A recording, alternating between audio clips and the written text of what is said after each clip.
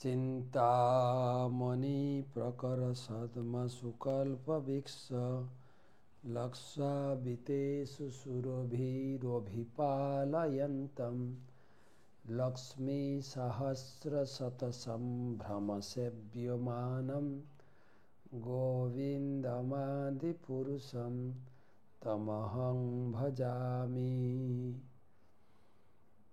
नीलाचल निवासाय नित्याय परमात्मने बलभद्र सुभद्राभ्यां जगन्नाथाय ते नमः।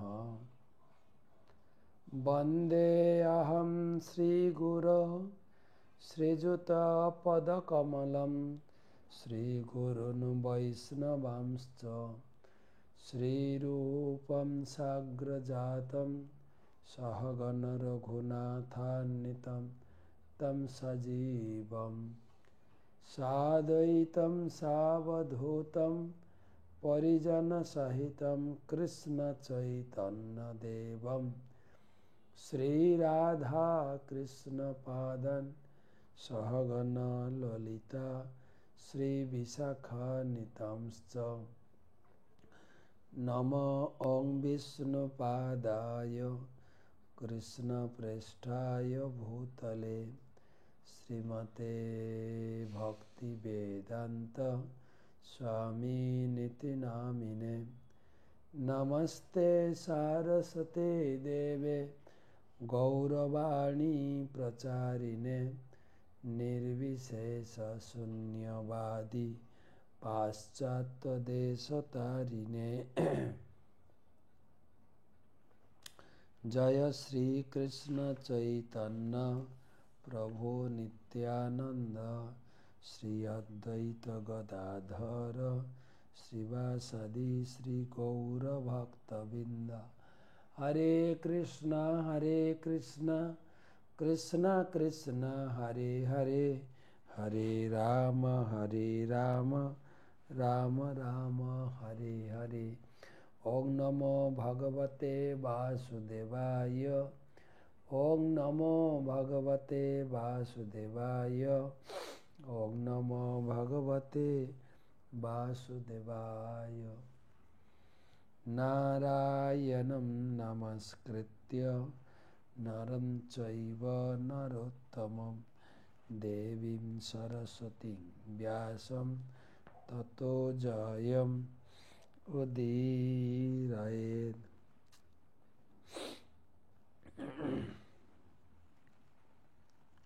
त्वमादिदेवं करुणानिधानं त्वमालवर्णं सुहितावतारम् अपार संसार समुद्र सेतुं भजामहे भागवत स्वरूपम। ग्रंथराज श्रीमद् भागवतम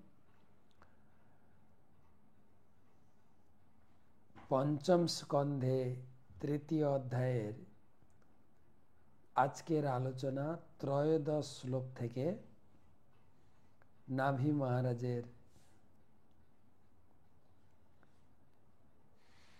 कार्यकलाप সেই উপলক্ষে আমাদের 500 কততম শ্লোক কততম ক্লাস আজকে 1006তম ক্লাস ভাগবত রসমাধুরী সেমিনার। সেই সঙ্গে পুরী দর্শনও কিছু আলোচিত হবে। দেখি খাতাটা।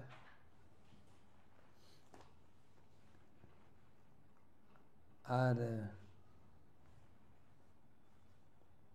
প্রথমে জানাই সকলকে কৃষ্ণ প্রীতি শুভেচ্ছা। আশা করি সকলে ভালো আছেন। গুরুদেবের চরণে প্রণাম জানাই। নমো ওং বিষ্ণুপাদায় কৃষ্ণ প্রেষ্ঠায় ভূতলে শ্রীমতে জয় পতাকা স্বামী নীতি নামিনে। नमो आचार्य पादाय निताय कृपा प्रदायिने गौर कथा धामदाय नगर ग्रामदारिणे।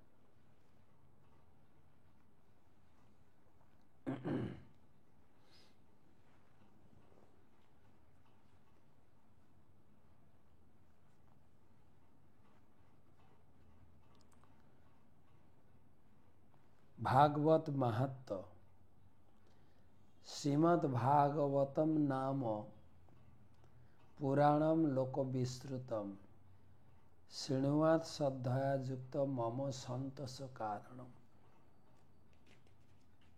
प्रतिदिन श्रद्धालु चित्ते भागवत श्रवणे आमार प्रभूत संतोष विधान है। आलोचना शुरू करছি 13 নম্বর श्लोक। किंचायं राजर्षि परत्यकामः प्रजं भवादृशिमाशासन् ईश्वरमाशीषं सर्गा अपवर्गयोरपि भवन्तमुपधावति प्रजयामर्थपत्तयो धनदमिवाधन फलीकरणम। अनुवाद। हे भगवान, এই মহারাজ নাভি আপনার মতো একটা পুত্র লাভ করাকেই তার জীবনের চরম লক্ষ্য বলে মনে করছেন।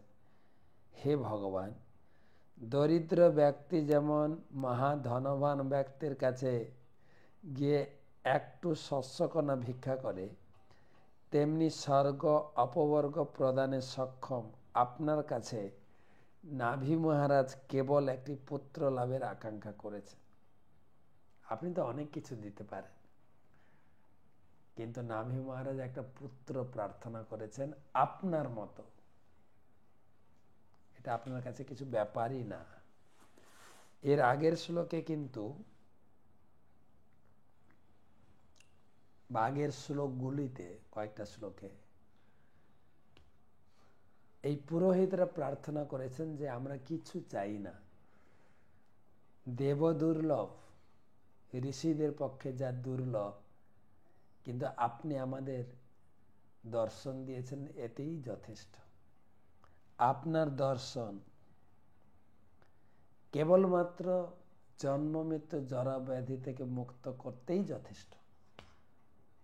আর 12 নম্বর শ্লোকে প্রার্থনা করেছেন যে আমরা কেবল আপনার দিব্য নাম গুণ লীলাসমূহ শ্রবণ করতে চাই, জপ করতে চাই, কীর্তন করতে চাই, যা জীবনের শেষ পর্যায়ে স্মরণ করতে সাহায্য করবে। তো আজকের শ্লোকে বলছেন যে আপনি সবকিছু প্রদান করতে সমর্থ, কিন্তু নাভি মহারাজ কেবলমাত্র আপনার মতো একটা পুত্র প্রার্থনা করেছে যা ধনবান ব্যক্তির কাছে এক কণা শস্য ভিক্ষার মতো। ভগবানকে কিভাবে প্রার্থনা করতে হয় তা শিখিয়েছেন।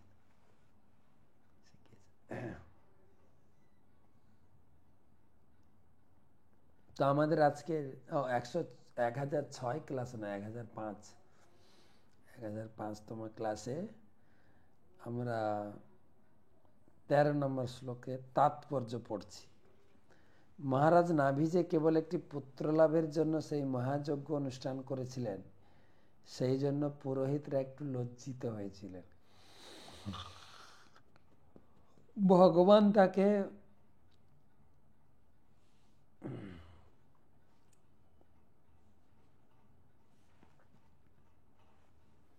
ভগবান তাকে স্বর্গলোক বা বৈকুণ্ঠলোক স্থান প্রদান করতে পারতেন। শ্রী চৈতন্য মহাপ্রভু আমাদের শিক্ষা দিয়েছেন কিভাবে ভগবানের কাছে গিয়ে চরম আশীর্বাদ ভিক্ষা করতে হয়।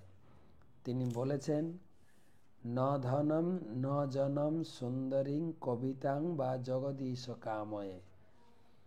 তিনি ভগবানের কাছে জড়জাগতিক কোনো কিছু প্রার্থনা করেননি। জড় ঐশ্বর্য মানে হচ্ছে ধন সম্পদ ও সুখী পরিবার, সুন্দরী স্ত্রী এবং বহু অনুগামী, কিন্তু বুদ্ধিমান ভক্ত ভগবানের কাছে জড়জাগতিক কোনো কিছু ভিক্ষা করবেন না।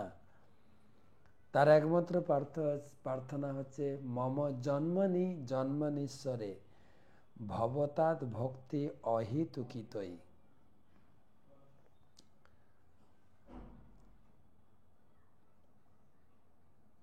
তিনি নিরন্তর ভগবানের প্রেমময় সেবায় যুক্ত হতে চান।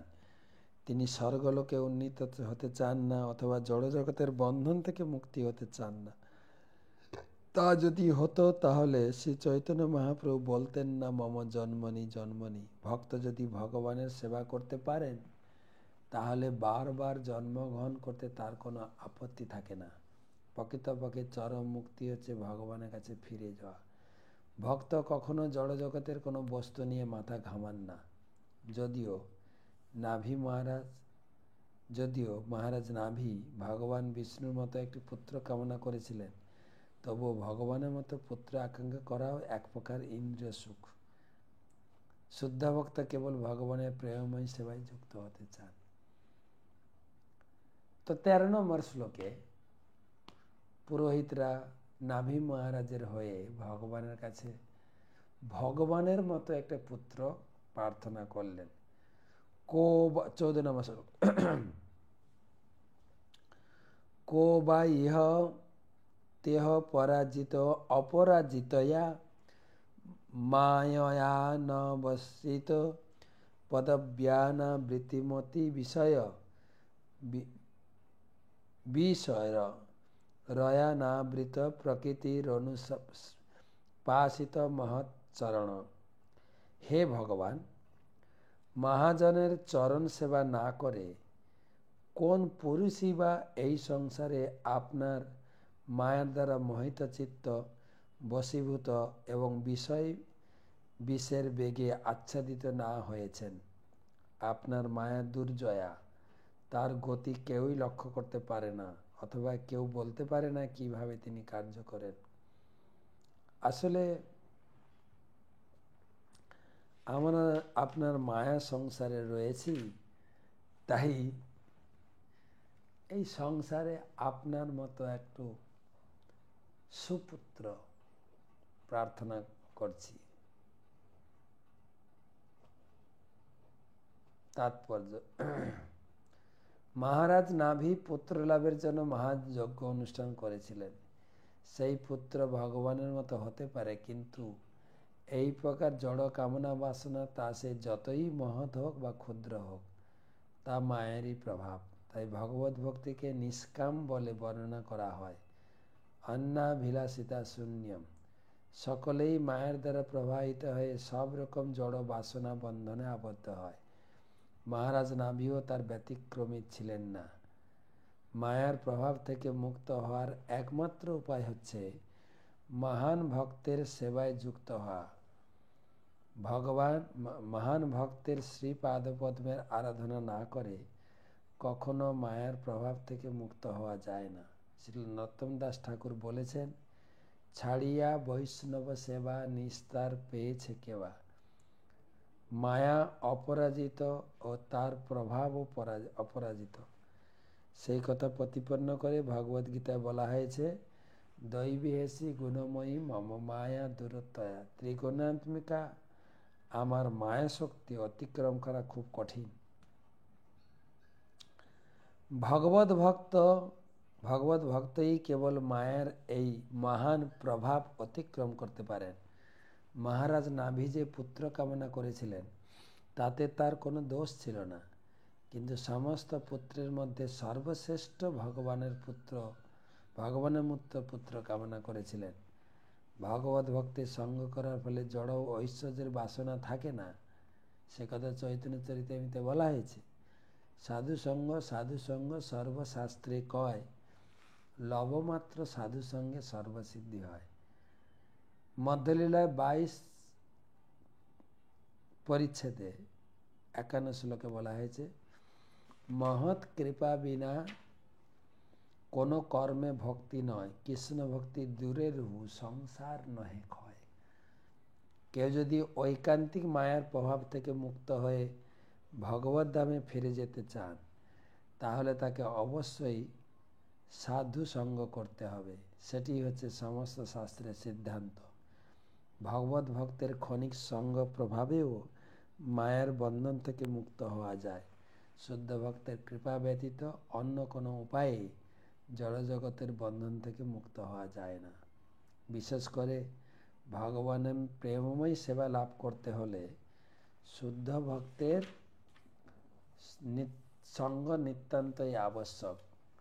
সাধু সঙ্গ বা মহান ভক্তের আশীর্বাদ ব্যতীত মায়ার বন্ধন থেকে মুক্ত হওয়া যায় না। শ্রীমদ্ ভাগবতে প্রহ্লাদ মহারাজ বলেছেন, নৈসাং মতিস্তাবৎ উরু ক্রমাঙ্ঘ্রি স্পৃশ্যত্য অনর্থ উপগম যদর্থ মহি অসংপাদ রজ অভিষেকম নিষ্কিঞ্চনানাং ন বৃণীত যাবৎ।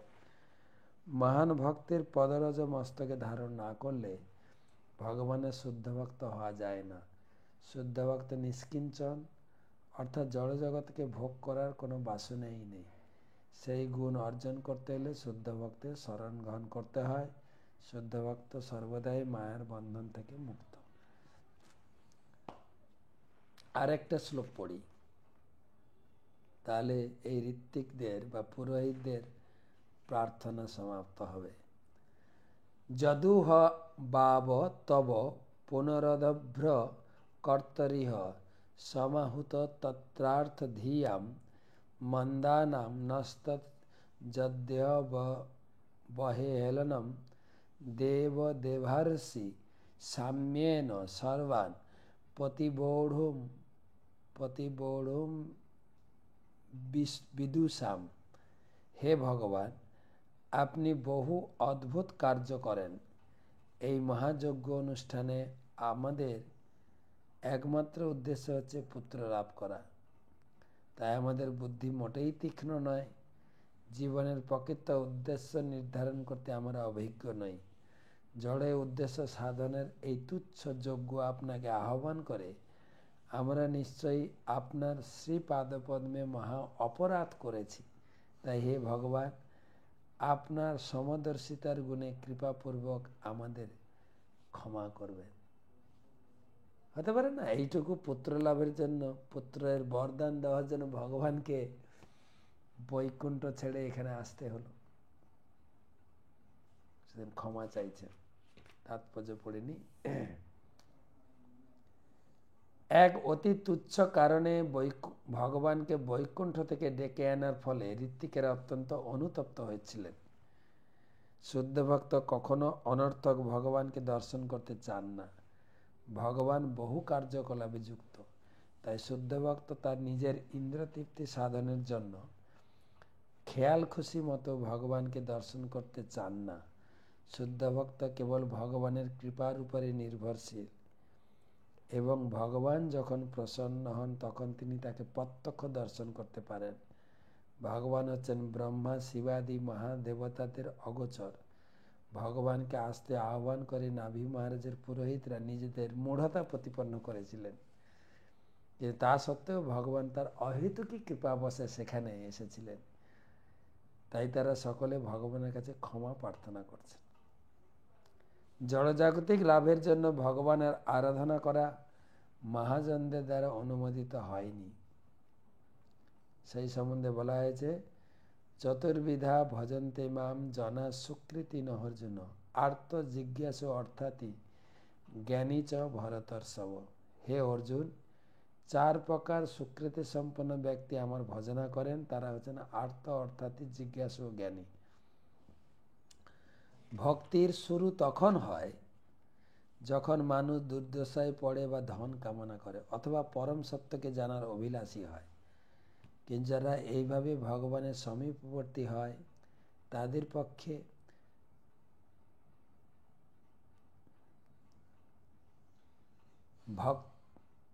তারা প্রকৃতপক্ষে ভক্ত নয়।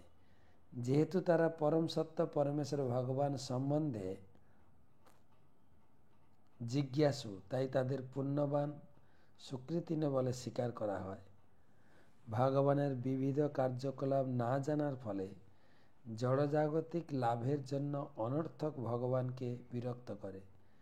কিন্তু ভগবান এতই কৃপালু যে তাকে বিরক্ত করলেও তিনি তাদের বাসনা পূর্ণ করেন। শুদ্ধ ভক্ত অন্যাভিলাষিতা শূন্য, কোনো উদ্দেশ্য নিয়ে তিনি ভগবানের আরাধনা করেন না। তিনি কর্ম অথবা জ্ঞান রূপ মায়ার প্রভাবের দ্বারা প্রভাবিত নন। শুদ্ধ ভক্ত সর্বদাই কোনো রকম ব্যক্তিগত লাভের উদ্দেশ্য না নিয়ে সর্বদা ভগবানের সেবা করতে প্রস্তুত থাকেন। যজ্ঞের পুরোহিত ঋত্বিকেরা কর্ম ও ভক্তির পার্থক্য সম্বন্ধে ভালোভাবে অবগত ছিলেন এবং যেহেতু তারা নিজেদের কর্মাধীন বলে মনে করেছিলেন, তাই তারা ভগবানের কাছে ক্ষমা প্রার্থনা করছেন। তারা জানতেন যে এক অতি ক্ষুদ্র উদ্দেশ্য সাধনের জন্য তারা ভগবানকে ডেকে এনেছেন। তাই আজকের 3টি শ্লোকে পুরোহিতরা ভগবানের কাছে নাভি মহারাজের জন্য ভগবানের মতো একটা পুত্র প্রার্থনা করেছেন। তো আমরা পুরী দর্শনে একটু প্রবেশ করি। গতকালকে আমরা সিদ্ধ বকুলের কথা শুনিয়েছি, গত পরশু দিন ছিল, কালকেও ছিল। আজকে ভাবছি সার্বভৌম ভট্টাচার্য এবং শ্বেতগঙ্গা, যদিও অনেক বিস্তার কথা চৈতন্য চরিতামৃতে আছে, সংক্ষেপে বলার চেষ্টা করব। তো দুটো রিলেটেড, যার জন্য দুটোকে বলতে হবে। দেখি সময়ের ভিতরে শেষ করার চেষ্টা করব। মহাপ্রভু যখন পুরীতে এলেন প্রথম, তিনি সন্ন্যাস গ্রহণ করে শান্তিপুরে 10 দিন কাটিয়েছেন মায়ের আদেশ নিয়ে। তিনি পুরী আসছেন। আপনারা পুরী আসার পথে রেমুনার কথা শুনলেন।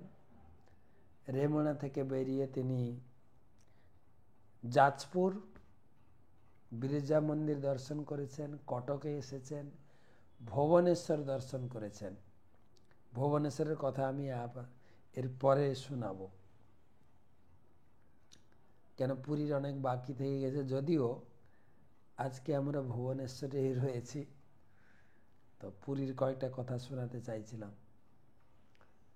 এবং আমি প্রত্যেকটা স্থানের ছোট ছোট ভিডিও পাঠাচ্ছি, এগুলো দেখবেন। যারা পুরী আসবেন, ভুবনেশ্বর আসবেন, আপনাদের সুবিধা হবে। তো সার্বভৌম ভট্টাচার্য, তো মহাপ্রভু ভুবনেশ্বর এলেন।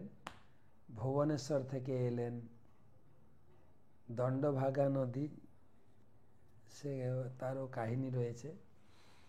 আর তারপরে তিনি দণ্ডভাগা নদীতে স্নান করার সময় নিত্যানন্দ প্রভু তার সন্ন্যাস দণ্ড ভেঙে দিলেন, সে কাহিনীও আছে। তারপরে তিনি কমলপুর হয়ে আঠার নালাতে পৌঁছালেন। মহাপ্রভু, নিত্যানন্দ প্রভু এবং অন্যান্য ভক্তদের একটু অসন্তুষ্ট হয়েছিলেন এই দণ্ড ভেঙে দেওয়ার ফলে, এবং মহাপ্রভু রুষ্ট হয়ে বললেন, তোমাদেরকে ধন্যবাদ। 4 জন ছিলেন, মুকুন্দ, জগদানন্দ, নিত্যানন্দ আর দামোদর পণ্ডিত। ব্রহ্মানন্দ নয়, দামোদর পণ্ডিত। মহাপ্রভু বলেন, তোমাদের থ্যাংক ইউ, আমাকে সেবা যত্ন করে শান্তিপুর থেকে পুরী পর্যন্ত পৌঁছে দিয়েছে, কিন্তু একটা শর্ত, এখন থেকে আমি আর তোমাদের সঙ্গে নেই। হয় তোমরা আগে যাও, জগন্নাথ মন্দির দর্শন করো, নাহলে আমি আগে যাব, একসঙ্গে না। মুকুন্দ বললেন, প্রভু তুমি আগে যাও, আমরা পরে যাব। আর সেই আঠার নালা থেকে মহাপ্রভু তীব্র বেগে ছুটে গেলেন জগন্নাথ মন্দিরের দিকে।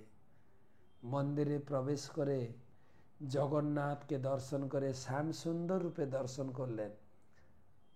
আর মন্দিরের গর্ভমন্দিরে ছুটে গেলেন ভগবানকে আলিঙ্গন করবেন, কিন্তু আলিঙ্গন করার আগে মূর্ছিত হয়ে পড়ে গেলেন। সেই কাহিনী শোনাচ্ছি। আবেশে চলিলা প্রভু জগন্নাথ মন্দিরে, জগন্নাথ দেখি প্রেমে হইলা অস্থিরে,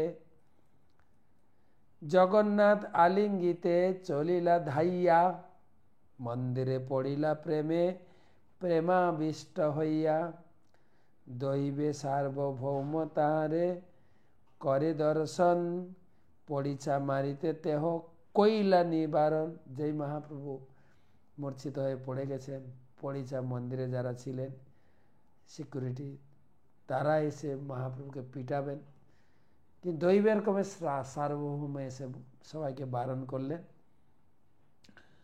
আর মহাপ্রভুর সৌন্দর্য দেখে 24 বছরের যুবক তেজিয়ান সন্ন্যাসী সার্বভৌম অবাক হয়ে গেছে, কি তেজ শরীরে, প্রভুর সৌন্দর্য আর প্রেমের বিকার, দেখি সার্বভৌম হইলা বিস্মিত অপার। আরে এক তো সন্ন্যাসী আর ভগবানের প্রতি এত প্রেম, অবাক হয়ে গেছে। বহুক্ষণে চৈতন্য নহে ভোগের কাল হইল, সার্বভৌম মনে তবে উপায় চিন্তিল। মহাপ্রভু মন্দিরের ভিতরে পড়ে রয়েছেন, এদিকে মন্দিরের ভোগ লাগবে, তো মহাপ্রভুকে সরাতে হবে। শিষ্য পরিছা দ্বারা প্রভু নীল বহাইয়া, ঘরে আনি পবিত্র স্থানে রাখিল শোয়াইয়া। তখন মন্দিরের সিকিউরিটি এবং নিজের শিষ্যদের নিয়ে মহাপ্রভুকে নিয়ে বলে, আমার বাড়িতে সুন্দর জায়গায়, পবিত্র জায়গায় শুয়ে রাখো। শ্বাস প্রশ্বাস নাহি উদর স্পন্দন, দেখিয়া চিন্তিত হইল ভট্টাচার্যের মন।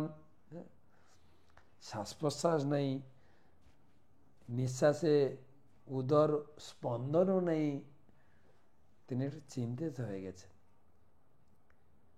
তুলা নিয়ে সে নাকে ধরেছেন, সূক্ষ্ম তুলা আনি নাসা অগ্রেতে ধরিল, ঈষৎ চলয়ে তুলা দেখি ধৈর্য হইল। দেখলেন যে না, নিঃশ্বাস যাচ্ছে। বসি ভট্টাচার্য মনে করেন বিচার, এই কৃষ্ণ মহাপ্রেমের সাত্বিক বিকার। ভট্টাচার্য পণ্ডিত ছিলেন, তিনি ছিলেন বৃহস্পতির অবতার, দেবগুরু বৃহস্পতি। মহাপ্রভু সংকীর্তন আন্দোলনের প্রচারের জন্য তিনি এসেছিলেন।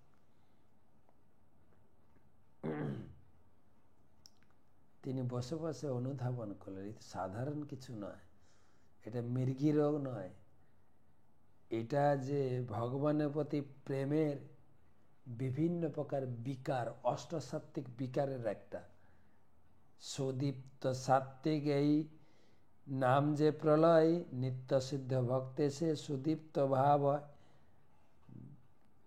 বিভিন্ন ভাব আছে, তার ভিতরে এটা সুদীপ্ত সাত্ত্বিক ভাব, যার নাম প্রলয়। কিন্তু এটা কেবল যারা খুব উন্নত নিত্য সিদ্ধ ভক্তের শরীরে দেখা যায়। অধীরূঢ় ভাব যার, তারে বিকার, মনুষ্যের দেহে দেখি বড় চমৎকার।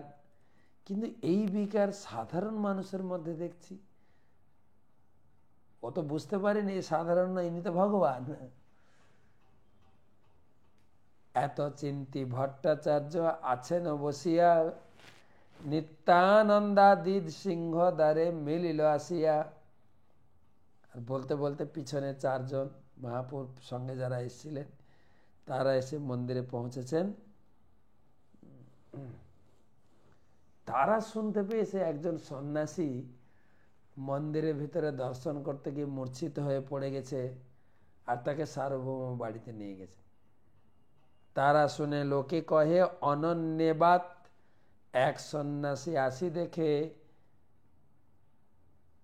শ্রী জগন্নাথ, মূর্ছিত হইল চেতন না হয় শরীরে, সার্বভৌম লইয়া গেলা আপনার ঘরে। তখন এরা চিন্তা করছে এই অন্য কেউ নেই, চৈতন্য মহাপ্রভু। সন্ন্যাসী অন্য কেউ নেই, চৈতন্য। শুনি সবে জানিলা এই মহাপ্রভুর কার্য, হেন কালে আইলা তাহা গোপীনাথ আচার্য। এইদিকে এই চারজন তারা অনুমান করছে না এ চৈতন্য মহাপ্রভু ছাড়া অন্য কেউ নয়। যাই হোক, বলতে বলতে গোপীনাথ আচার্য এসছে। সে হচ্ছে নদিয়া নিবাসী, এদের চিনতেন। নদিয়া নিবাসী বিশারদের জামতা, মহাপ্রভুর ভক্ত তেহ, প্রভুর তত্ত্বজ্ঞাতা গোপীনাথ আচার্য, যিনি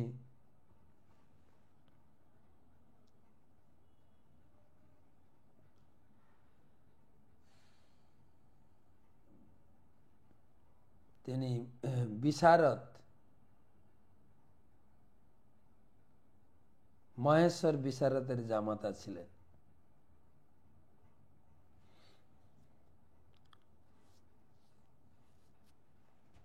মানে বোঝা যাচ্ছে বাসুদেব সার্বভৌমের ভগ্নিপতি। মুকুন্দ সহিত পূর্বে আছে পরিচয়, মুকুন্দ দেখিয়া তাহা হইল বিস্ময়। মুকুন্দ তাহারে দেখি কইল নমস্কার, তেহ আলিঙ্গিয়া পুছে প্রভুর সমাচার। মুকুন্দ কয়ে প্রভু রিয়া হইল আগমনে, আমি সব আসিয়াছি মহাপ্রভুর সনে। নিত্যানন্দ গোসাইকে আচার্য কইল নমস্কার, সবে মেলি পুছে প্রভুর বার্তা বারবার। মুকুন্দ কয়ে মহাপ্রভু সন্ন্যাস করিয়া, নীলাচলে আইলা সঙ্গে আমা সবা লইয়া।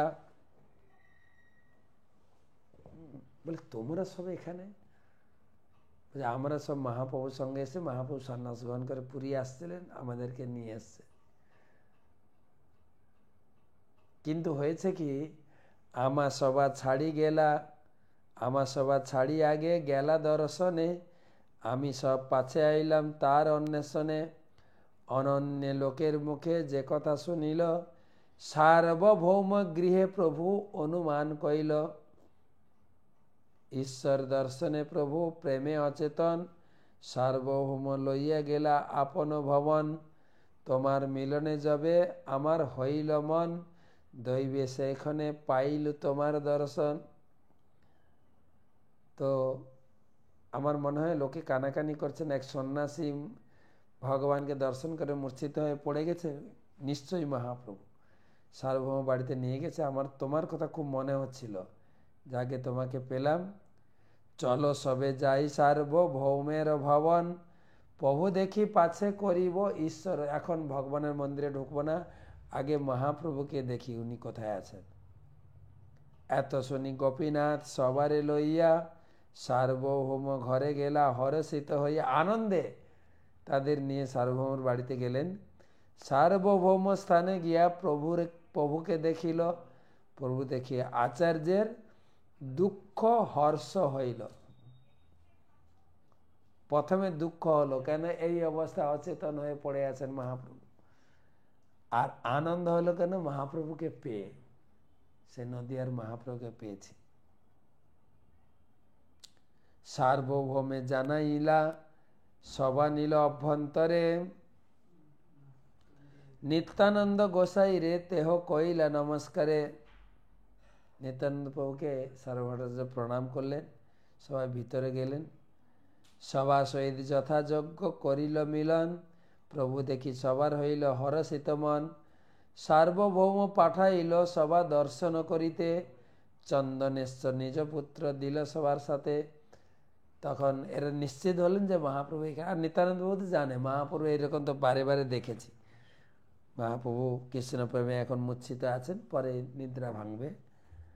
তো তখন সার্বভৌমাচার্য নিজের ছেলে চন্দনেশ্বরকে ডেকে এই চারজনকে পাঠালেন, যাও তোমরা মন্দির দর্শন করে আসো। জগন্নাথ দেখি সবার হইল আনন্দ, ভাবেতে আবিষ্ট হইলা প্রভু নিত্যানন্দ। সবে মেলি ধরি তারে সুস্থির করিল, ঈশ্বর সেবক মালা প্রসাদ আনি দিল। এদিকে আবার নিত্যানন্দ আবার ভাবে এসে গেছে, তাকে সবাই ধরে নিয়ে এলেন। উচ্চ করি করে সবে নাম সংকীর্তন, তৃতীয় প্রহরে হইল প্রভুর চেতন। সবাই এসে হরিনাম শুরু করলেন, আর মহাপ্রভু ধীরে ধীরে মূর্ছা ভাঙল। তারপরে সবাইকে প্রসাদ পাওয়ালেন। না, মহাপ্রভু বলেন আমি একটু স্নান করব। তিনি সমুদ্রে গেলেন এবং এদিকে সার্বভৌম ভট্টাচার্য প্রচুর প্রসাদ নিয়ে এসছেন। আর সার্বভৌম ভট্টাচার্য মহাপ্রভুকে সোনার থালাতে খেতে দিয়েছেন, আর বাকিদের অন্যান্য পাত্রে দিয়েছেন। আর মহাপ্রভু বললেন, সার্বভৌম ভট্টাচার্য নিজে পরিবেশন করছেন। মহাপ্রভু বললেন আমাকে শুধু লাফড়া ব্যঞ্জন যাও, পিঠাপানা সব অন্যান্য ভক্তদের দাও। তখন সার্বভৌম ভট্টাচার্য অনুরোধ করছেন, আরে জগন্নাথ খেয়েছেন, তুমি একটু টেস্ট করো কমপক্ষে। তাই সার্বভৌম ভট্টাচার্য আদর করে মহাপ্রভুকে খুব সুন্দর করে বিভিন্ন পদের জগন্নাথ প্রসাদ খাওয়ালেন। আর চৈতন্য মহাপ্রভু তার ভক্তদের আদেশ নিয়ে গোপীনাথ আচার্য এবং সার্বভৌম ভট্টাচার্য বাড়ির সবাই একসঙ্গে প্রসাদ পেলেন। আর সার্বভৌম ভট্টাচার্য মহাপ্রভুকে নম নারায়ণ বলি নমস্কার কইল, কৃষ্ণে মতিরস্ত বলি গোসাই কইল। মহাপ্রভুকে প্রণাম করলেন সার্বভৌম ভট্টাচার্য, নম নারায়ণ। আর মহাপ্রভু বলেন কৃষ্ণে মতিরস্ত। এইটা শুনে সার্বভৌম ভট্টাচার্য বললেন এ বৈষ্ণব সন্ন্যাসী। তখন গোপীনাথ আচার্যকে জিজ্ঞাসা করছেন, সার্বভৌম বলো তো এ কোথায় বাড়ি? তখন গোপীনাথ আচার্য বললেন এ নীলাম্বর চক্রবর্তীর নাতি জগন্নাথ মিশ্রের ছেলে নিমাই, এর নাম ছিল বিশ্বম্ভর। সার্বভৌম ভট্টাচার্য খুব খুশি হলেন, বা আমার সঙ্গে তো জগন্নাথ মিশ্রের অনেক সম্পর্ক আছে, খুব ভালো হয়েছে সন্ন্যাস গ্রহণ করেছে।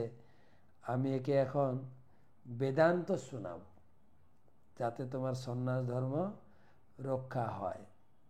ঠিক আছে? তখন গোপীনাথ আচার্য জেগে যাচ্ছেন, আরে স্বয়ং ভগবান, একে কি বেদান্ত শোনাবে? তখন তর্ক হবে, অনেক বড় লেখা, আমি সংক্ষেপে বলছি। আরে তুমি যাকে তাকে ভগবান বলছো কেন? ভগবান তো লক্ষণ থাকবে, বলে তুমি লক্ষণ দেখতে পাচ্ছ না? এই নিয়ে দুজনের ভিতরে তর্ক শুরু হয়। তখন মহাপ্রভু বলছেন, গোপীনাথ তুমি তর্ক করছো কেন? উনি আমাকে অনুগ্রহ করে বেদান্ত শোনাতে চাইছেন, আমার হিত করতে চাইছেন, করতে দাও। উনি না থাকলে আমার যে আজকে কি অবস্থা হতো, আজি যে হইল আমার বড়ই বিপত্তি, তা হইতে কইলে তুমি আমার অভারে। ইনি না থাকলে আমার আজকে বিশাল বিপদ ছিল। উনি আমার কল্যাণকামী, বেদান্ত শোনাতে দাও। তো বেদান্ত শোনানো শুরু হলো। 7 দিন লাগাতার বেদ পাঠ করেছে মহাপ্রভু। হ্যাঁ কিছু বলেন। 7 দিনের অন্তে সার্বভৌম ভট্টাচার্য বলছে, তুমি কিছু শুনতে পাচ্ছ? আমি যা বলছি বুঝতে পারছো কি? না বুঝতে পারলে বলো, তুমি হ্যাঁ কিছুই বলছো না, আমি তোমাকে আরেকবার বুঝিয়ে বলবো। তখন মহাপ্রভু বললেন, না, আপনার বেদান্ত পাঠের শ্লোকগুলি তো আমি ভালো করে বুঝতে পারছি, কিন্তু আপনি যে ব্যাখ্যা করছেন ওগুলো বুঝতে পারছি না। সার্বভৌম ভট্টাচার্য অবাক হয়ে গেলেন, আরে শ্লোক বুঝতে পারে না বলে ব্যাখ্যা করতে হয়, তুমি ব্যাখ্যা বুঝতে পারছো না, শ্লোক বুঝতে পারছো?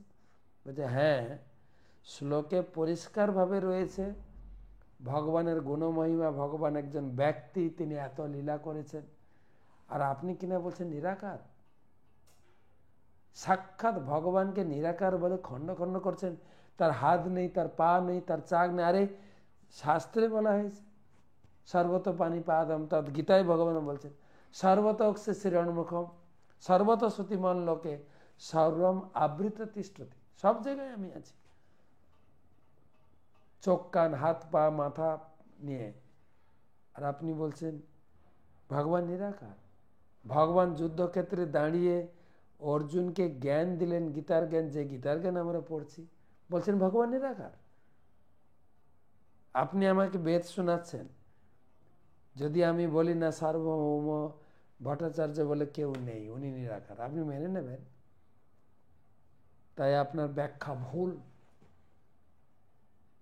সার্বভৌমরাজ অবাক হয়ে গেল, আর তার প্রতি কৃপা করে মহাপ্রভু ষড়ভুজ দেখালেন, আমি কৃষ্ণ, আমি চৈতন্য, আমি রাম।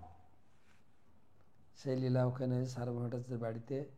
পরবর্তীকালে সার্বভৌমরাজ মহাপ্রভুর পরম ভক্ত হয়ে গেলেন, পরম ভক্ত।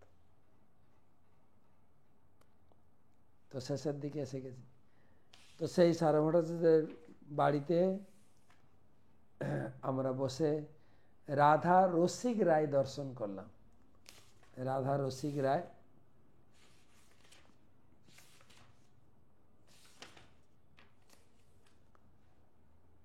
তো এই রাধা রসিক রায় কি করে এলো, এই পূজা হতো চন্দ্র শর্মা নামক এক ব্রাহ্মণের বাড়িতে জয়পুরে। তার কোনো পুত্র কন্যাদি ছিল না। তখন ভগবান রসিক রায় তাকে স্বপ্ন দিলেন যে তুমি আমাকে নিয়ে সার্বভৌমরাজ ভবনে গঙ্গা মাতা গোস্বামী নিয়ে আসেন, তার হাতে দাও, আমি তার হাতে সেবা গ্রহণ করব। তো গঙ্গা মাতা গোস্বামী তিনি চাইছিলেন না গ্রহণ করতে, তথাপি